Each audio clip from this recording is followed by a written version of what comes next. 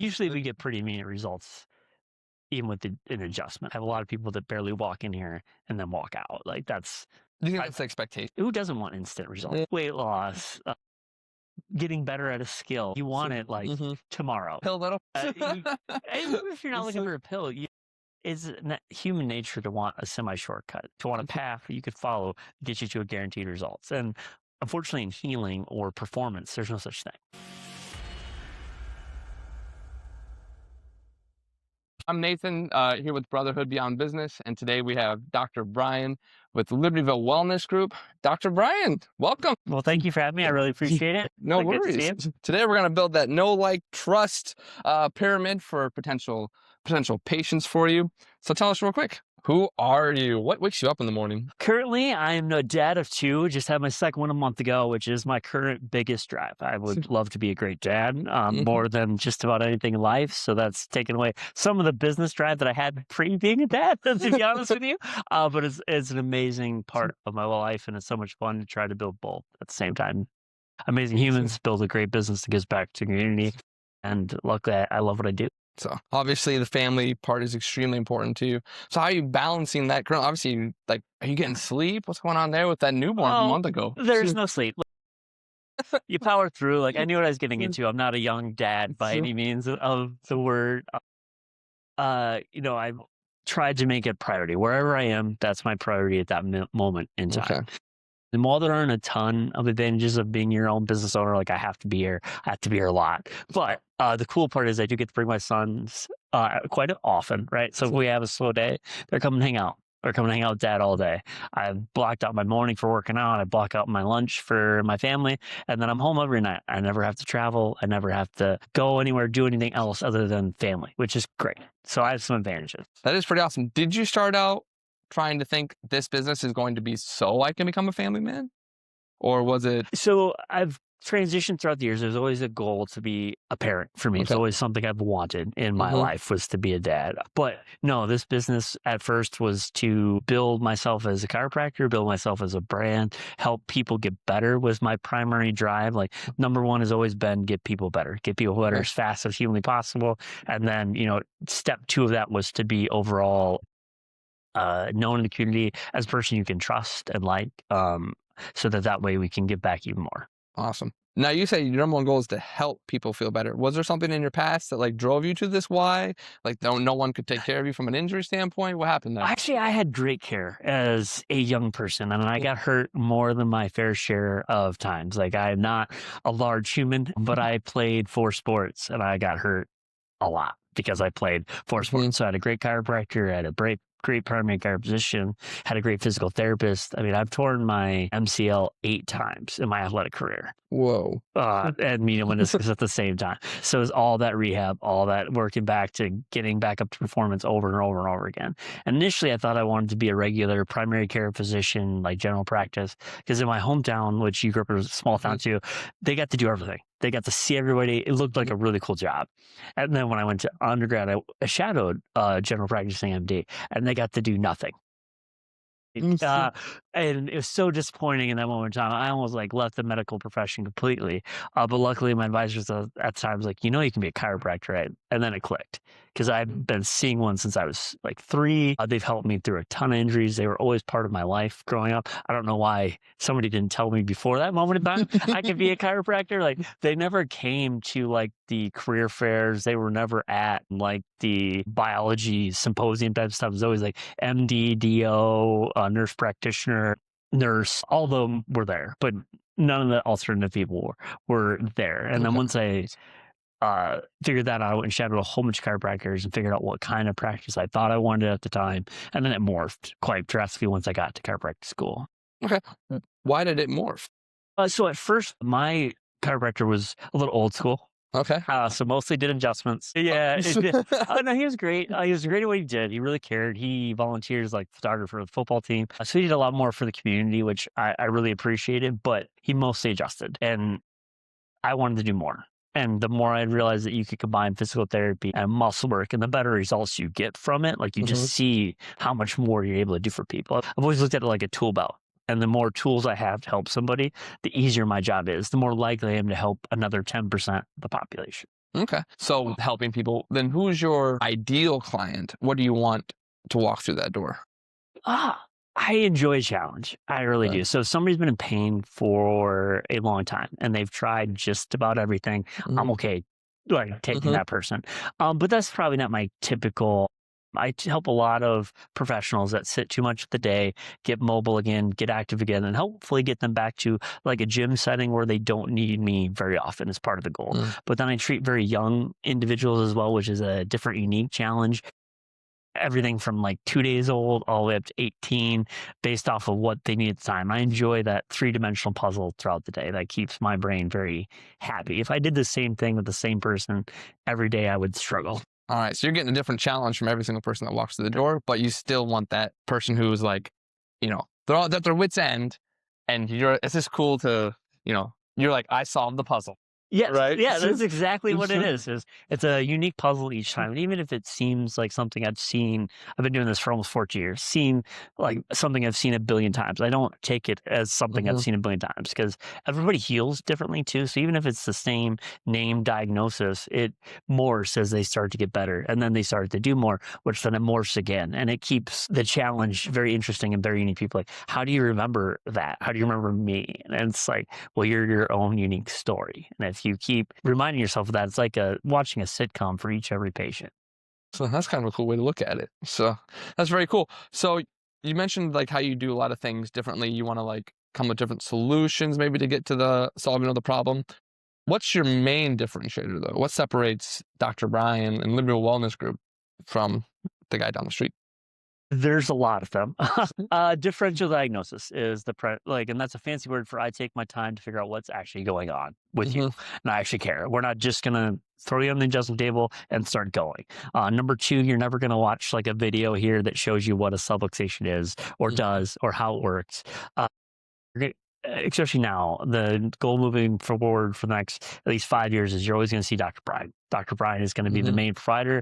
We're not going to hand you off to anybody else. I don't have any aides. I don't have anybody other than massage therapist that does any work on patients in our building anymore. It will be me. So you know exactly what you're getting, what quality you're getting each and every time you walk through that door, which is a big difference between me and other providers. The type of physical therapy we do is different than 99% of 100% of chiropractors, but 99% of most other PT worlds, unfortunately, have become more corporate.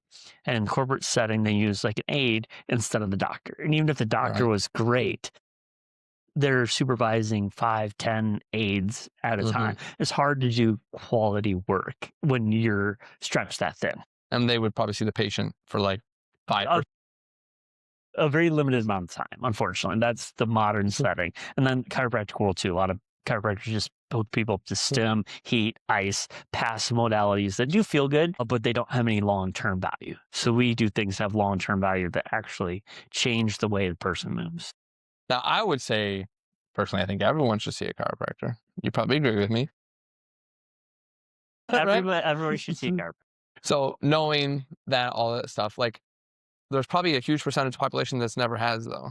9, 90 plus, really? So you're servicing just 10% of the population? I think we're up to 14 to be. For That's So, still so small. but I kind of look at like a gym as Yeah. well, where only 100% of the population knows should work out. Mhm. 20% of the population actually works out. Right. And so I think we're hitting close to the percentage of people that actually will go to the doctor on a regular basis. Okay. What would you say to someone? Because like I've heard this before. I don't know if you've heard this or rolled your eyes at it. I don't believe, and I'm like, oh, it's a religion now. So I've heard this a lot, and I hear it a lot, So- and I get some of that pushback a lot. Like chiropractic doesn't work. I don't believe in chiropractic. Usually, I ask, have you ever been adjusted? The answer is always no. Right, that's step one. So in the 1970s and 1980s, the American Medical Association actually did this whole big slander pursuit. It's called the Clinic of Quackery. 100%. So chiropractors made the front page of every newspaper. Chiropractors were actually being a chiropractor was actually illegal for a brief moment in time in the United States. It still is in like 3 cities in the whole world. State. No, or countries. So, but they still practice in basically every country, every nationality. And the reason was at the time they looked at it as a direct competition. I remember that when chiropractic started, modern medicine didn't exist. They were literally doing bloodletting and cutting off arms as barbers when chiropractic started. The first chiropractic college opened in 1897. Wow. So a long, long time ago. And chiropractic, while it's morphed a little bit, pretty true to its form most of that way. Medicine's obviously changed. So they had a lot of misinformation. The most common thing people worry about are cardiovascular events in chiropractic. They think that you're immediately going to have a stroke. The odds of getting hurt in my office are next to none. My med practice is like $1,000 a year. They do that because the percentages are so low. The odds of leaving a medical office and a chiropractic office are dead even for missing. It's a misdiagnosis is what it is. They miss the signs, symptoms, things, and then it happened, unfortunately. Unfortunately, the difference is they make the front page of the news if it happened at a chiropractic office. Right. Easy to slander. It's easy to slander, and because people are already fear cells, as we all know. So that's part of that overall overreaching. But the science is sound. We help just about everybody. The odds of you going to the doctor, needing a doctor, a hospital, pharmaceutical, all that goes drastically down if you're seeing a chiropractor. On average, we lower blood pressure by almost 10 points if you get adjusted regularly. It's huge. That's all in the wellness space. What would you say to someone then that came in, like you're now moving from that 14%, you got that extra 1% coming in the door, so they've never been here before. How do you calm them down? How do you release that fear? Oh, that's a great question. And I would say to the vast majority of my new patients, I've never seen a chiropractor before. Okay. As a weird thing. Because if you have a bad experience, regardless if it's but especially my world, a chiropractor or a dentist or whatever, you just don't go back. Right. You don't give another professional a try. Like you just don't. You're like, I'm done with that profession as a whole. So, and then you move on, unfortunately. But part of it is we take our time in the history portion of it, right? I'm actually listening to the problem. I'm listening to what they need that day. And there are also a lot of different ways to adjust people. So we don't have to do snap, crackle, pop if they don't want it. We can use instruments. We can do soft tissue technique. We can do a lot of other things that are less abrupt and less loud. Okay. And then I walked them through the process from A to Z the entire way through. I never take for granted that first day of let's take our time. Let's explain what we're doing, why we're doing it. What's wrong with you, not just, you're coming in the office, so you need popped. Well, yeah, what's wrong with you, how we're going to treat it, what that treatment looks like, and then step by step in the treatment, what I'm doing, why I'm doing it, why it matters. Right. That's important, right? Why it matters, right? Because like a lot of people don't think that their body is out of alignment probably on any given day. No, and why would they? They're used to it. They don't know why they're in pain. So that's not their job. My job is to figure out why they're in pain and then fix them. Their job is to come in the door. So that kind of leads me into my next question. Maybe it already has been answered then. What do you think is the biggest misunderstanding for chiropractic? And then let's go into a second part of this question, into like owning a chiropractic business. So it's kind of a dual step where chiropractors have stepped on their own toes for part of history, right? Like where we've gotten in our own way several times. Like, so DOs is a good example of what chiropractic could be in modern, because we started about the same time. At first did very similar treatments. DOs went totally medical. They don't hardly adjust anymore, if they adjust at all. They all super specialize now in something else. DO is doctor of osteopathic medicine, for those that don't know like the lingo, but they're general practicing MDs for all practical purposes now. And throughout our history, chiropractic has really dove into being separate, unique, outside the medical community. Like just drove it down. I had to take like 8 chiropractic philosophy classes as part of my chiropractic education. So they're really teaching you why chiropractic is the way it is and how it works. And some of it I like, some of it I don't like. And in most things, and I believe this kind of goes into politics, which I don't love, but 10% of the population is the loudest. And those aren't always people you agree with. And unfortunately, in that world, some people went way too far down the rabbit hole and are burning bridges and making us sound crazy, unfortunately, as a profession. And people are like, well, because that one chiropractor said it, all chiropractors believe it. Do you think social media has aided in that, Sam? It only makes it worse. It just feels like the algorithm is working for and against you at all times, right? It's going to say no nothing with that bad publicity, but like Well, and you got, these huge videos, like it's a whole viral sensation of like chiropractors, like in AI with their patient being thrown out the window and like with AI, like, or the adjustments on and people just watching video after video of the crack sound, which Mhm, we don't care about the noise. The noise is just nitric oxide. mhm. It's just a joint fart. What we care about is what we're doing in that like millimeter of space, moving one segment at a time. Do you think your patients think that the sound means Oh, yeah. something good? Like if they don't get a sound, they're like, "Oh, it didn't work." 100%. And Huh. even doesn't matter. It doesn't matter how many times I tell them. It doesn't matter. Right. Luckily, he hasn't been pretty good at adjusting. Like there's a lot of audible when I adjust, but that's not really the goal. Right. It's about just getting them back. It's getting it to move. So then what's it like? What do you think people misunderstand then from the business owning standpoint when it comes to owning a chiropractic business? What do you think they don't understand? So selling wellness is one of the hardest sells in the history of the universe, as you know, as a gym owner, especially in the medical world. You are taught your entire life to rub dirt on it. That'll be fine. To ignore your pain, to ignore your symptoms. Just give it time, rest it, it will go away. That is not the right answer most of the time. And the amount that I can prevent injuries, an ounce of prevention is worth 10 pounds of treatment. And financially too, it helps. It saves people a ton of money. Like if they come once a month, that's usually all they need for most people, adjustment wise. Honestly, they will feel spectacular at that interval once we get them to where they can be there. But then the hard part is like what I see most of the time is acute. So you now can't move, neck, mid back, low back, shoulder, whatever it is, joint wise, you can't move. You come into my door and you want me to fix it. And I do. And then as soon as you're out of pain, your brain tells you you're good and you should go. Do you feel like you have to sell people sometimes like so as a gym owner, I have to sell hope, right? That's what I'm selling. It's really a gym membership, but I'm selling hope they're going to go from here. So there are like 3 sales processes that I kind of look at. Initial sales, which is you believe that I know what's best for you, and then you believe that I can help you. That's sales process number 1. Number 2 is I do a good enough job to get you towards wellness. Number 3 is then that wellness. We should really do wellness. Yeah. Is number 3, you think and obviously I have more experience. What do you think? Do you think number 3 is already solved in that first appointment? No. Okay. No, because if you try to do number 3 while you're doing number 1, they're going to tell you no. So if I were going, like we walk into Best Buy, if they still exist today, and I want to sell you a TV, and I start giving you all the specs and why long-term this TV is going to be you're out the door.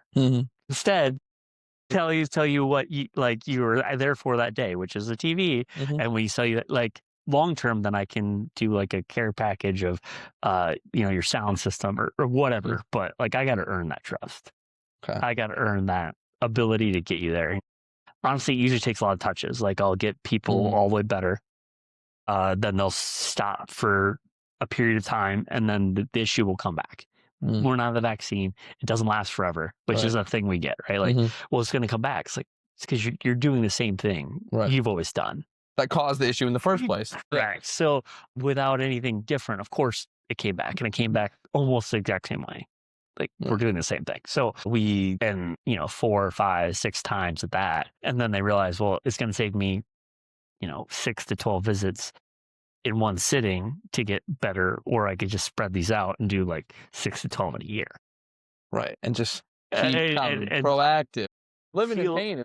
And I feel better. I don't miss any time at work. I don't miss any time with my kids. Their why is unique, which I have to tap into a little bit in terms of what brought them in the office, but then what might motivate them to stay longer. I don't know if this is hip up, but would you say that mostly it's work related? Work is a big part of it, but generally not taking care of ourselves. In general. We are very good at taking care of others. We are terrible at taking care of ourselves. And we are creatures of habit. So the way you're sitting, the way you walk, the way you talk, the way you move in 3-dimensional space, you've built up since you were a toddler. And now you've been doing it for another, oh man, I'm almost 40. Right.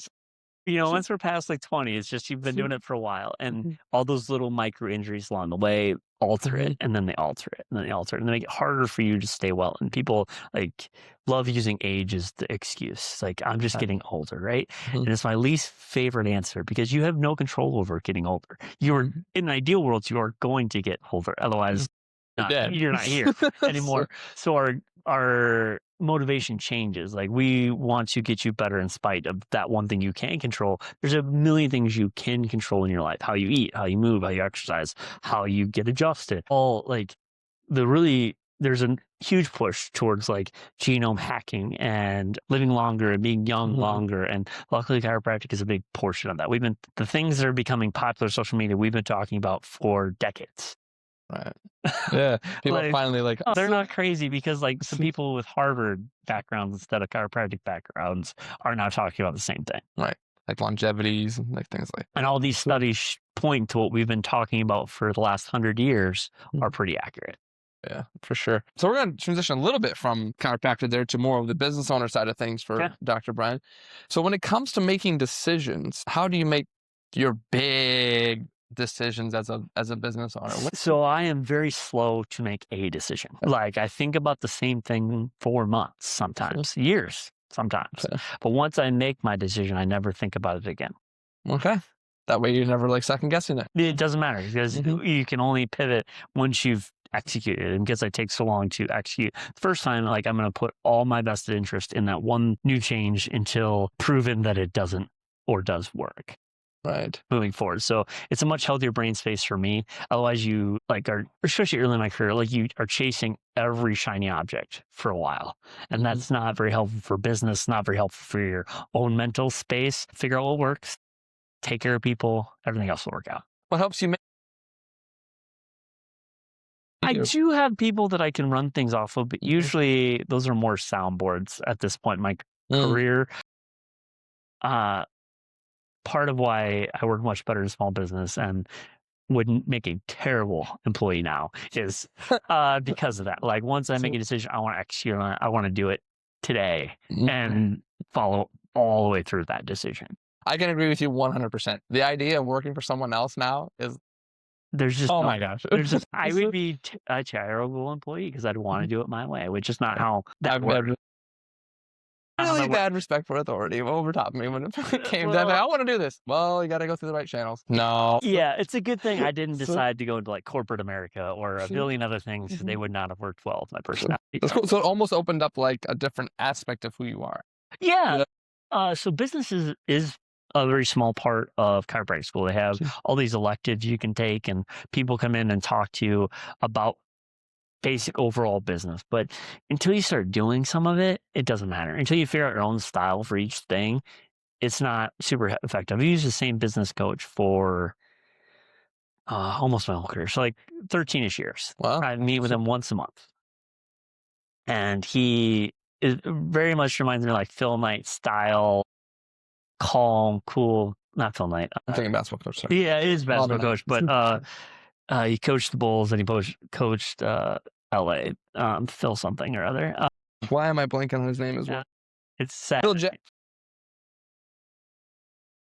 Doesn't matter. Everybody knows what we're talking about. In any case, like that coon quality that helps you, like, and he never gives me answers, which I appreciate, ever. He makes me get to the answer on my own. Because if somebody just told me the answer, I wouldn't believe them anyway. I just wouldn't. He's like, this is what you want to do, and you're like, I don't feel right. I'm gonna do it my own way, right? Like, there's gonna be a different version of it, and if I don't truly buy into the solution, I'm not gonna execute on it very well. You have to fully buy in. Is he a chiropractor? Was he a chiropractor himself? No, so he ran a couple big companies, like really big companies, and then he went into coaching, and he coaches at a very high. I met him when he first started this entity, like, and he keeps me on as almost what feels like charity at this point. But he coaches at like Fortune 500 level at this point. Nice, and you're still seeing him. Yeah, that's pretty neat. So do you ever feel like it's lonely sometimes making these big decisions? Like, you feel like there was someone else you wish you could bounce stuff off of? What do you think? I never feel lonely about it. Honestly, like, it's definitely how my brain works, and internalizing it to sometimes also helps you not. The more people you're getting opinions from, the more unhappy you can be sometimes. Or you feel like you don't know what direction to go then. Correct. Too much information. So when you just became a dad, and like, well, not a dad again, but I remember being a dad the first time, people were like, Nathan, here's a book.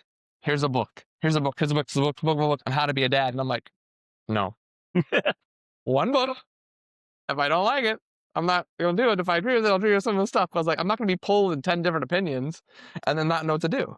So, So, I think it was like, mhm, it's almost like almost 4 years ago now. Like, my entire career, I've been told to read like 100 different business books. And I went through and I did almost all 100 in a year. mhm.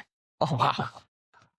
A lot of reading. Most of them Mhm. were audiobooks, in fairness, Okay. but the thing was, a lot of them repeat, and very few I pulled value out of because I've Mhm. been doing it for so long. It's not where I struggled, but the ones that did have information on things I do struggle in and I latched onto more were very helpful for me at that time, especially as I was trying to like scale and grow and do more cool things. They were semi helpful, and it's even before I was my own boss. When I knew I wanted to be my own boss, I still had managers at the time because Mhm. I was working at Sam's Club during chiropractic school, right? Mhm. I was like, because it doesn't. I was a stock person, so it doesn't take a lot of brain power, and I didn't have any left at the end of the day. So I Fair needed enough. I needed something very simple that I could just show up and they would Mhm. pay me for, and that was it. But I had 20 managers. It's a big corporation, and it's like pulling little pieces out of each, not what they do wrong, what they do right, and that's how I got started into the business world. It's like it's very easy to point out negatives in every single person you meet. It's much harder to pull out positive. Correct.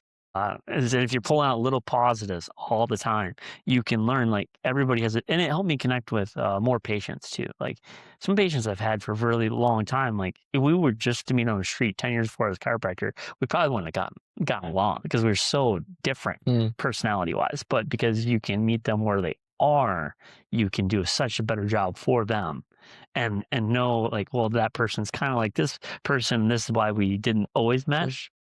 This is how to mitigate that divide. That's cool. I was just you just made me think of something else.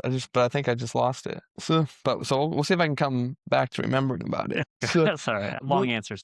when you look back though, do you think like there was ever a time as a chiropractor you could have bought speed and moved from here to there a lot faster than you maybe could have with the way it happened? So I didn't come from like a family of means. So buying speed was never a thing. Working more is how I was taught my Okay. entire life. Like the more you work, the faster you get there. The harder you work, the faster you get there. Those are wrong too. But the lessons I learned along the way, the only reason why I was here.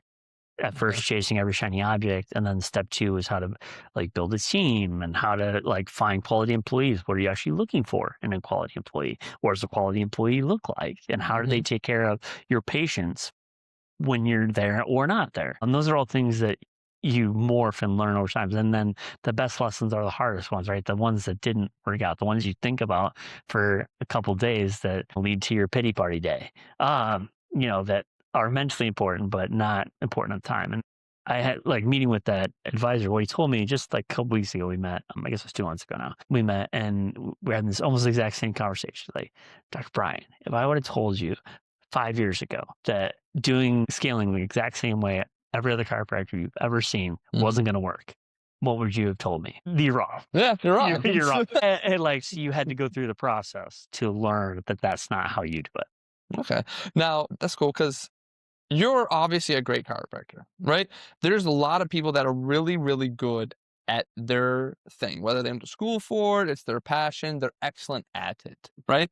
And they're like, I'm going to start a business, right? They're really good at it, but then there's like never got the grasp of the business owner. It's like for some reason it didn't ever click, and the business couldn't prolong and couldn't exist. You've been in business now for over 10 years, right? Almost 15. Almost 15 now, right? So obviously there's a click for both you as being a great chiropractor and a great business owner. So what were some of the strengths along the way that you felt like I leaned into this, and what are some of the weaknesses you're like you never thought about that and you had to address those?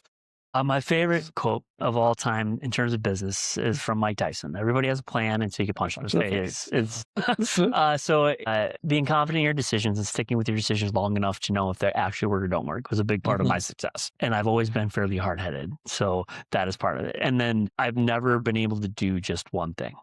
I played four sports in high school. Mhm. I was part of speech, drama, plays. If there was an excuse to still be at school instead of home, I was probably there. And then I worked a part-time job on top of it, right? Like, so I've always been able to work is like my superpower, apparently. I've Mhm. always been able to do it. Turning that off was much harder for me earlier in my career, like not just doing more. That isn't always the answer. right? Like Because then you're split too much. too much and you're not focusing enough. So especially over the last, I'd say 5 years, my practice, I've started cutting off things that I didn't enjoy doing. It's not that they don't work. They work super well, but I don't enjoy doing them. Because I'm not as passionate about them, they're not going to get the results I want. So I'm going to really focus on the chiropractic, physical therapy, massage therapy, that triad of helping people get better in that specific way. That is cool. So the weakness is also a little bit of the strength. It can A be little a bit. double-edged sword, right? Right. Like where, because you are good at most things, you're a jack of all trades, right? Sometimes you lose that mastery of or enjoyment. Enjoyment's a big part of it too. You have obviously added modalities, is that the right term, over the time you've been here? Like, is compression a modality? What would you consider? It's still PT. It's still PT? PT Okay. adjacent. I'm always looking for new and better ways to help people get better. Like Okay. always. How long does it take you to, like, when you're thinking about a way to fix someone, how long do you research something, study it, and then go, okay, I want it? So compression, a year and a half. Okay, so even the compression sleeve idea, a year and a half. Okay. Why? Why does it take long? Is it just because it takes you a long time to make the decision? And then I don't want to second guess it. Okay, fair enough. And you want the clients to have a positive experience with it? And there's no guarantees in any of these things, and especially probably in the gym world, but in the chiropractic world, alternative medicine world, there's always a new shiny object. They come out with one every year that's going to change the way your patients function, work. You're going to get gold standard work without doing half the work every year. It's something different, and most of them are nonsense. And it's just seeing that over and over and over again, and waiting to see what the actual results are, and waiting to see how people actually respond to it, and then trying it out to see if I like the benefits it's giving my patients. So you're basically like trying to filter through the garbage and the quality at the same time. It's always a factor because like some of the alternative stuff isn't covered by insurance either, and 85% of what we do is insurance covered. So if it's not, you really got to make sure it works. Yeah, or change the wording. No, I'm kidding. Don't do that. Because they're paying for it out of their own pocket. They expect an almost immediate result. Okay, true. I And guess. usually we get pretty immediate results, even with an adjustment. Like I have a lot of people that barely walk in here and then walk out. Like Do you think that's the expectation? that's a daily occurrence for me. Probably. Who doesn't want instant results? Yeah.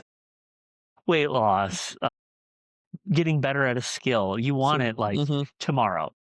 Pill that'll. Even if you're not looking for a pill, it's human nature to want a semi-shortcut, to want a path that you could follow to get you to a guaranteed results. And unfortunately, in healing or performance, there's no such thing. There's a tree root worth of stuff you got to get through to get where you want to go. Do you think when people go the longer route, they put the effort in, the results are respected better than if it was a shortcut? Do you think people just don't care? Especially in pain, because pain doesn't make you a good person.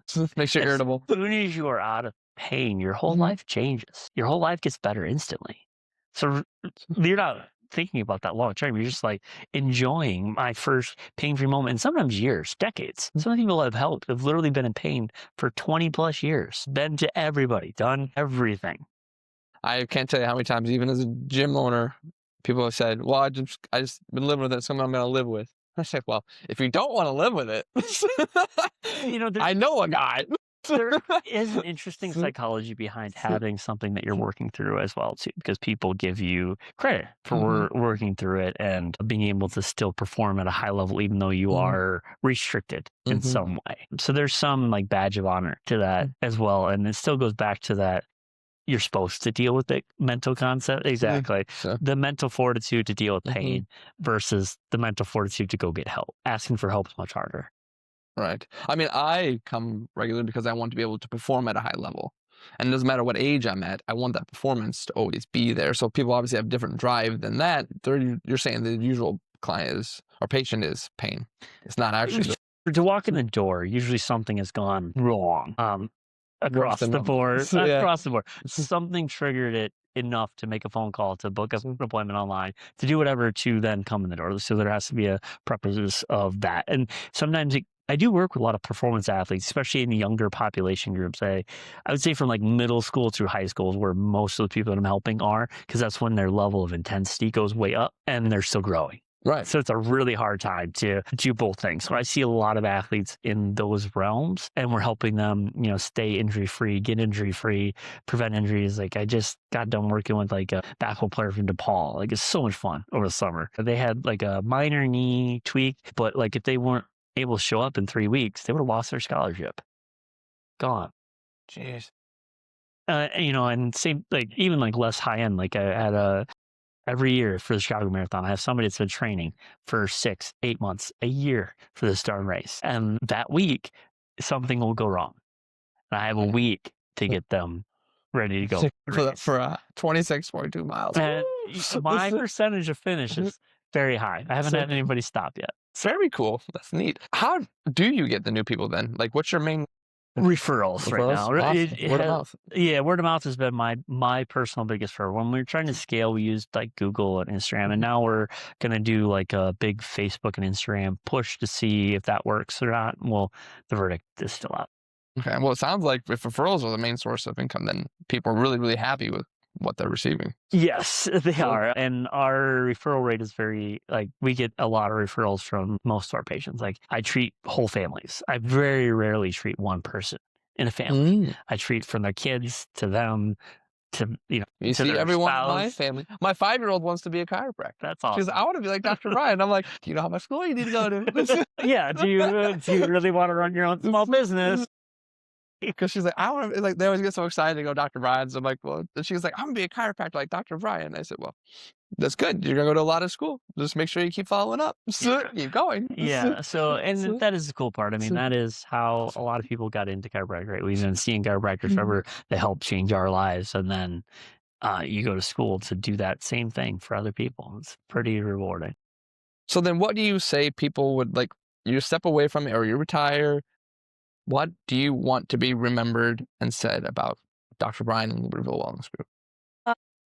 Effort is the key to success, right? Like, I may not always get people better because that's kind of impossible in our world, like line of work, period. But I'm always going to give them my full effort in every visit, every time, every patient gets everything I could possibly do that's outside of surgery or medication. They're going to get whatever's the best thing for them at that moment in time that we can do. And if I'm not the right answer, I guarantee we're going to get them to the right answer. And that's part of what makes us different too.